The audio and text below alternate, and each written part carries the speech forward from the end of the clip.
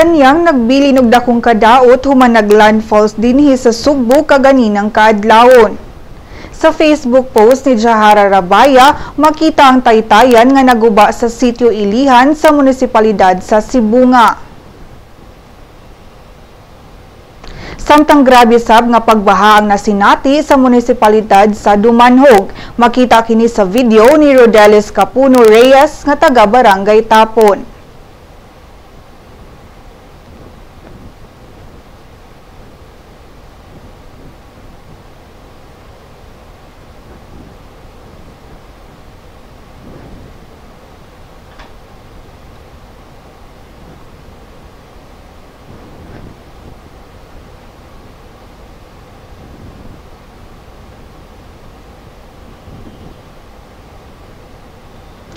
Laing sab nga hulagway nga gikan ni Irene Mercado ni Paya, makita ang mga pagdahili sa yuta sa Trans-Central Highway sa munisipalidad sa Balamban. Dol kini sa Adventure Cafe.